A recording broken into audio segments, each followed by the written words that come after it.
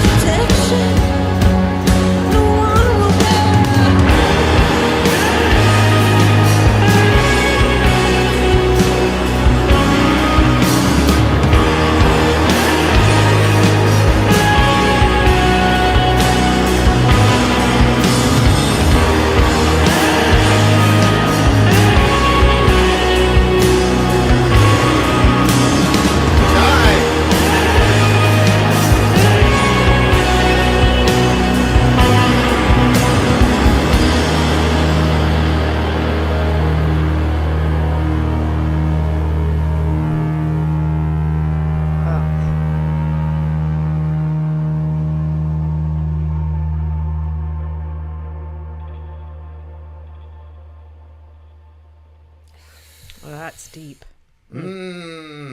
If we start just randomly fading away, dear listener, it's because we got blocked because that looked like an official video. But inshallah, we don't. But if you do see us blocked, just stick around where we are returning. Wow. Gabe is hilarious. He's like, don't change the title. He's like, there is no black metal coming. Yay, Gabe. I was ready for a night like this. They call this post. You know that sound on that song that I'm working on. Yeah. When I don't have that master puppet setting, but I have that other setting, it's called post punk. Oh yeah. It's my favorite setting on the thing. But like the post sound, whether it's post metal or post punk, I love that. That I just love that sound. It's one of my favorite sounds. Go ahead. This woman terrifies me. Having 2 daughters, it terrifies me. Yeah. When I hear songs like this. Yeah. Yeah, it's yes, I agree. I love her. Again, this is one of those odd sounding voices. Gabe, are you like into like a little bit odd sounding voices as well? Her voice is just a little bit something different, but it was like, it was painful sounding, you know, like it had that sort of haunting sort of sound to it. And then when she, like what she was singing about, I mean, I think that lots of women can relate to what she's talking about and the, you know, what she experienced. And, you know, what I got from the song was that she was saying, like, so I used to have this idea that all men were bad. Like every single one of them, all of them were bad. And you just had to like kind of tie yourself down to one that was less bad. And that perhaps if he loved you, then he would protect you because he loved you. And then I found myself in a situation where I thought that the person loved me, but I didn't necessarily feel safe with the person. And then more stuff was happening that was not safe. And it was like, it was a pretty bad feeling because I thought that I was going to be safer than I was. Like, I didn't think it was going to be completely safe because, again, I was still with a man. But I thought that I would be safer. Like, the kinds of things that happened, I would have thought, okay, that is what that person was supposed to protect you from. But then they were the ones that were doing these things. And it wasn't until being with Vinny that I realized that there are good men out there and that there are men that are not just like out there to just take and hurt women. It was hard when she said, just for 16 days, I let him tie down the frailest part of my body or me. And that kind of reminded me of like, so there's this passage in Revelation where it talks about like, it goes into like details of like weird little days, like for an hour or for like 10 days or something. And basically it's communicating, you know, a short period of time or a very long period of time. And so it seemed to me like when she said that to me, it was like for a space of time, like she allowed that. But it was really sad. The part where she says, I'm small, but in your arms, you're colder in your heart. I'm worthless in your arms, but you offer this protection no one else has given me. And so that kind of fit into like what I was saying about how I thought it was like, you know, he offered a protection. You really but then, thought that he was going to be a protector? No, like I said, I thought that all were bad, but I thought that because, okay, so when I was working in the public eye, I wanted to work in the public eye because I felt like if I worked in like a call center that I was going to get seated beside really creepy people and there was going to be no public to distract from the creepiness. Yep. So then I worked in the public, but working in the public didn't make you feel safe either because now it's a revolving door of all the people that are coming in. And then obviously you're going to get like stalker type people and really creepy people. And I didn't know how to deal with that at the time. Now I would handle those things differently. But at the time I was so young and I hadn't been really taught anything and I hadn't been around a U-type person. So, unfortunately, I really didn't know how to stop those things. So my thought was, you know, like there was that girl the other day that we met, and we'd wear like a wedding ring, so then it would make it look like you were with somebody. And I would tell, like, sometimes when people would like make me feel uncomfortable, I would tell them, yeah, I'm with somebody, blah blah blah, even though that wasn't true. It was just my way of, because that seemed to be the only stopgap for bad guys, was that there was another guy, regardless of how protective or not protective the person was. They were still a stopgap. So it seemed to me that men didn't respect women. They only respected other men. And so that's the only thing that stopped. And I still basically kind of think that, like, there's a totally different energy when you're not around and when you are around. So there's times where I'm someplace and you're not there yet. Like, maybe you're parking the car and I'm somewhere, and the energy of like what I feel in the room is one way. And then when you walk in, it's like it slates it really fast. And obviously, like, I like that you're that stopgap. I wish that you didn't have to be that stopgap. I wish that men could respect women just for being people made in the image and likeness of God. Like, when people can actually walk in that, things are going to be really different. But until then, like, it is the case that But it's really sad and really terrifying when the person that should be the stopgap is actually the person that becomes like the point of terror, or like the person that's hurting you, because it's like, okay, now I've tied myself down to this person and I don't feel safe with this person, but I live with this person. And, I wasn't in a situation where I felt always unsafe, but there were times. And then, once certain events happened, it was like, it was hard to feel regular after that. I never felt regular after certain things happened. You're always kind of watching, and you're different. You're different. And, so yeah. So, and hearing her like say it, like at the beginning of the music video, like, I think it's actually one of the band members, I don't know. He like came by like real creepily by the camera.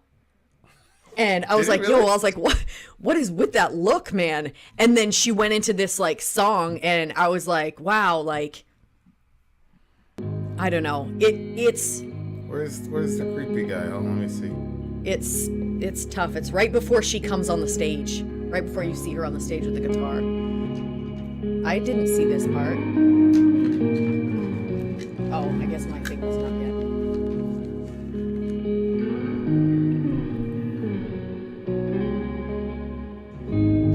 Guy. Oh.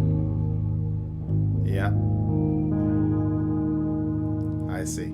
And I don't know what they were trying to communicate with that, but that like sort of like leering and like the basis. Going by, like, that's happened so many times where somebody like does that and they like try to look way too deep into your eyes. It's very uncomfortable.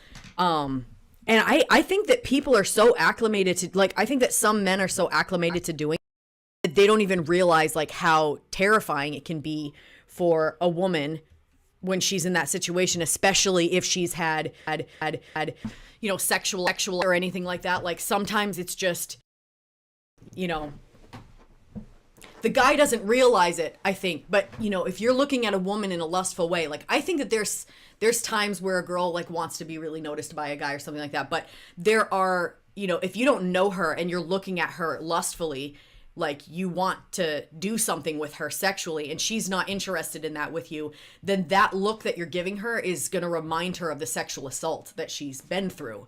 So, because the look is the same. It's that look of somebody that wants to just get way too deep that has not been invited to do so. So, yeah, it's hard to hear other women talking about it because, like, my own experiences, like, it was my experience. And so it's my pain alone. But, like, to see other women talking about it, it's really hard because it's like, that girl went through that by herself. And, like, just to see, like, a lot of my sisters go through stuff like that, it's hard. And everybody has to, walk with their head up still. And there's so many women that have suffered different things and they put their head up and they go out and they do their job, and they're scared when they walk out to their car because, they don't know if they're going to be safe going out to their car this time. They're, putting their keys in certain places so that way they can protect themselves if there's something. There's constant, security measures that you have to take after you've been through something or even before. But to live life like that, like, I think that there's a lot of men that don't understand that, what it's like to live your life in a sort of fear. And I lived literally my whole life was planned before. Like I was always on guard for something to happen or whatever. And I remember I was working with this guy. He was a nice guy, but I didn't really know a whole lot about him. But he told me that he could walk me out to my car because of the stalker situations that I was having. And I was like, I was scared because I was like, well, who should I be more afraid of? Like, I don't really know a whole lot about this guy. Like, what if he's the bad guy? And then, something bad happens because I let him walk me out to my car. But I had to I let him walk me out to my car, and he never did anything. He was really nice. You would look at him and you probably wouldn't think that he looked like a very safe person, but I don't know. He never tried anything. You interpreted this as she was a victim of sexual assault? I took this as she was a victim of something. I mean, like abuse of some sort. What did you get from it? You didn't get that there was abuse? Well, I initially did. I'm worthless in your... And then Negative Vibes says... There's a good chance that the subject matter is about a very alternative lifestyle approach to sexuality as well. Wait, what do you mean? I don't... Well, you remember, like, that very popular... I'm just speaking in code because the kids are upstairs a little bit. Very popular movie, 50 Shades of... Yeah.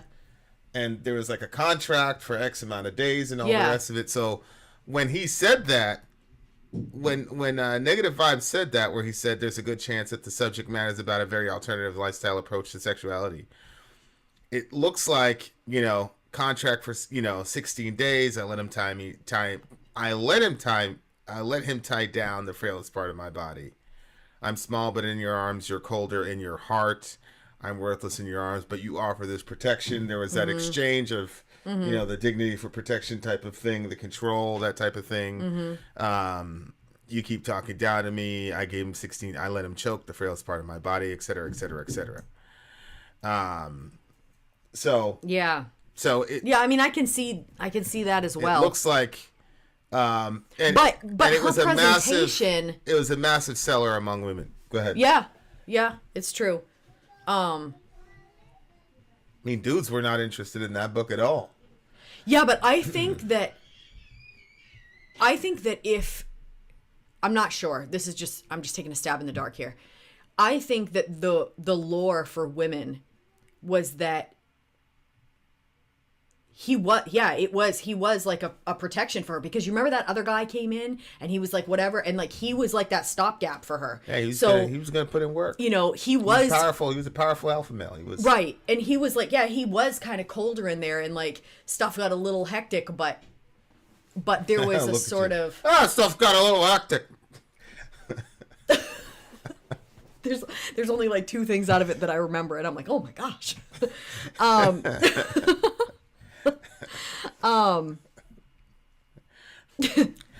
Anyway, who knows, Amy? I'm not gonna say anyway because I don't know. Maybe that's no. What I'm she's saying anyway because about. of where my mind just went, Vinny. Don't involve me in these, because the comment section is about to blow up. But like, of course, that leads to a bunch of other questions. Why is that so attractive to Western women? There's a racial aspect of it where it wasn't a lot of black women that were really into that. And there are sociological reasons for that, because of the way black women are socialized toward black men. Go ahead. I just think from my experience that white men are a lot more passive, and that black men are a lot more like alpha. And so here you had a white guy that was more alpha. You're graced. I'm talking about my own experience. Wait, You're talking about your own. You're talking about your own experience. I mean, alpha males and beta males, that's a universal phenomenon. I mean, there's beta male black dudes. I mean, I saw them in the hood all the time. the alpha male white guys, that were around this area. There was no shortage of women that wanted to be with them. You live in a very I keep trying to tell you. I think that's way too simple. But I don't know. I mean, she's saying it's a power thing. I think that there's like people died apparently in that community. Apparently, what? I mean, holy shit.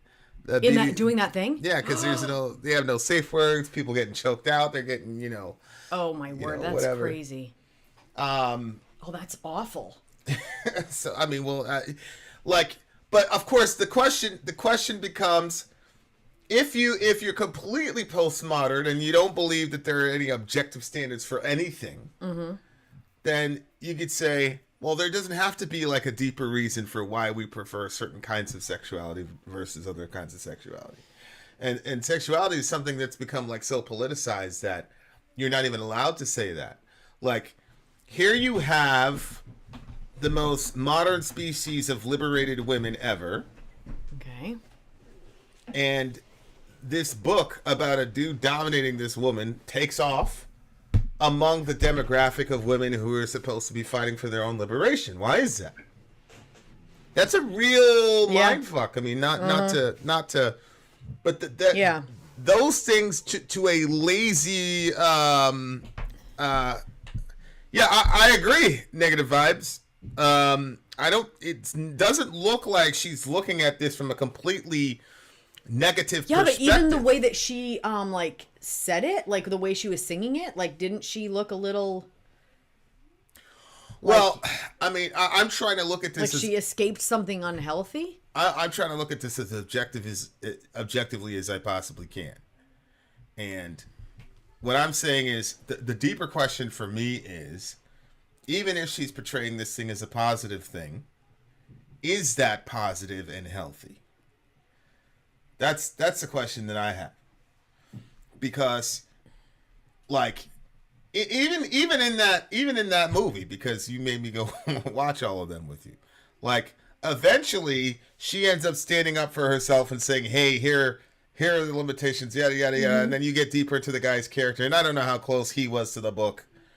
I mean, the book was to the movie, but like he, ends up being, you see his backstory, and then he had bad relationship with his mother or his stepmother. Oh yeah. You know what I'm saying? And so he's got vulnerabilities, and then like they become, but at the beginning, like she couldn't look him in the eye. She had all this other stuff, and you're the most rebellious, feministic type of man-hating misinterest that I'd ever seen, and but it was also post those negative experiences that you had in your previous relationship. So part of me is like, how much of that would have been? I don't know, but I don't think it would have changed anything, because the whole Beauty and the Beast sort of storyline, that's a preparatory, is there for kids, even when to me that's preparatory. Oh, absolutely. And that's why I made sure that Zoe sat right next to me when we were watching the live action Beauty and the Beast. I made sure my daughter sat right next to me, and I was just telling her, this right here is bullshit. This right here is bullshit. Don't let a dude do this to you. Don't let a dude talk to you like this. Yada, yada, yada. But go ahead. I mean, I didn't see Beauty and the Beast until I was a teenager because of, how strict my family was. But I still have to ask myself, well, why did I like that story so much? Well, I didn't have those experiences yet, so why was that storyline attractive to me? But I don't know. I think it still comes down to the same thing, where it was like, okay, they're all bad, but here you find one that's bad, but because he loves her, he becomes good for her, and they go on, and she's safe. Yeah, it's a modern day, it was a modern day Beauty and the Beast type readaptation, that book series, but obviously. But why is there a draw towards something like that in the first place? Douglas Wilson basically said it's because modern women know that feminism is bullshit, and that that there are gender roles, and that there are hierarchies in relationships, and that and so because you've given away the real version, which is yes, the man is a leader, but he uses his leadership only in context of service. because you've rejected that, now you come up with a Frankensteinian version of it, which is in his mind is the crazy shit, which but at the same time, like like there are areas that of the girls as being that I'm just not going to engage with. You know what I'm saying? And that's like for you to engage with. I mean, I'm not going to, I'm going to preach to them they shouldn't allow themselves to be abused, disrespected, yada, yada, yada, yada. Mm-hmm. But then there are other aspects of things, complexities that I'm very, very glad that you're here and that, you can go and, whatever. Mm-hmm. And I don't think it's as simplistic as Douglas Wilson is saying, what I just quoted. But I do think it's fascinating. Mm-hmm. It's like, why are modern women who fought so hard to assert their equality and in some cases dominance over men, why is this such an appealing, why is such an arrangement so appealing to modern Western women? Mm-hmm. It's something that I think it begs an answer. It's not just like this is interesting. Like, hey, some people like mustard, some people like ketchup. I don't think it's that simple. I do think that there are deep, socio-psychological reasonings behind that. And I'm not certain. I'm also not certain that it's unconventional. I'm not certain. I don't know where the line is. You know what I'm saying? Because I don't know that world. Like Amy's telling me that people end up dying over that shit. Like, obviously that's... my favorite guy, Kwai Chang Caine from Kung Fu: The Legend Continues, David Carradine. They found him dead in his closet, like hung, but he didn't like hang himself like he wanted to kill himself, like he was doing some weird beady whatever thing, and he died in that condition. You know what I'm saying? So like, there's a lot of complexities about that world that I don't know about. I can't really speak intelligently about. Yeah. But it's I do think that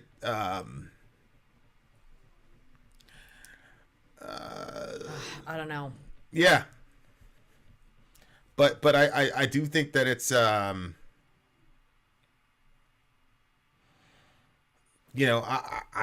don't know. Amy is saying this. Why are most alpha male, especially businessmen, the biggest submissives? I don't know about that. I mean, I was in a crew of some pipe hitting bad motherfuckers, and none of them were.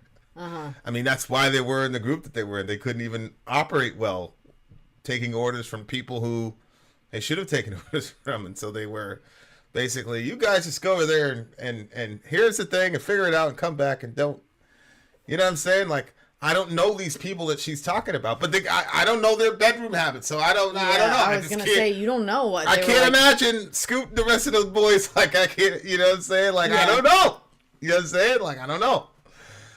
It's a very fascinating topic, but I feel like that I mean, I could be, completely off, but I think that if there's like a super powerful guy that like wants that all, I don't know if that would be something that they would want all the time. It seems like maybe that would be like a little fetish thing, not like they want to be submissive to their wives. Well, she said 16 days, so it wasn't all the time for her either. Right. And, I think she's a powerful woman. I mean, subhanAllah, the band is named after her. So she's a powerful woman herself. I kind of think that's what this song is about. Holy shit. You know what I'm saying? So I don't know. I think it's a very fascinating thing to explore. I'm not going to be the one to explore it. You know what I'm saying? But there's a part of me that's like, I don't know. I just don't know. But I do find it fascinating. You have these, very powerful, domineering women who are, if you take the Western woman as a complete woman, as like one body, accumulation of one body, she's the most advanced, empowered, alpha type woman in the history of all women. If you compare that woman to all other women, she's got the most access to resources, most access to power than ever.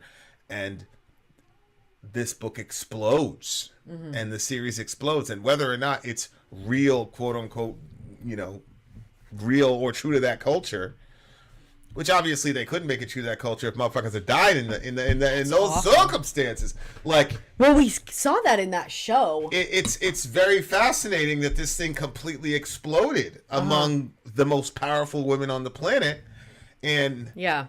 how the hell are men supposed to interpret that message? And then there's the other aspect of there's certain men that get away with that type of treatment of girls, and then there's certain men that don't. And all the emotional freight that goes with it. Yeah, I get it. I just don't think that if you're not the type of guy that can put out that protection, then I don't think that you're going to be the type of guy that can be in the situation to be able to be in that situation. You know what I mean? No, I look, Amy, I'm not saying that I assume that this is what happens. I didn't say that. Oh. What I'm specifically talking about, Amy, is how this book exploded among Western women. That's what I was talking about. I just explained to you. I don't know the categories and subcategories of that community, and I have no interest in exploring it, to be honest with you. So I'm not talking about the minutia of that community. What I'm talking about is the Western woman is the most empowered, resource-rich woman of all women ever in the history of human beings. Why were they particularly attracted in the millions? I think that book sold like 50 million copies. That is a lot of women. You know what I'm saying? Yeah. Why? What does it say about women in the Western world that was such a popular book? That was my question. I'm not assuming. Whole generations going like, holy shit, 100 million! No. La ilaha illallah. But it says right there, around the world. No, it's 125 million around the world. No, it had sold more than 150 million worldwide. So 100 million of that was in the U.S.? I don't know. 70 million just in the U.S. alone. I mean, God almighty. Yeah.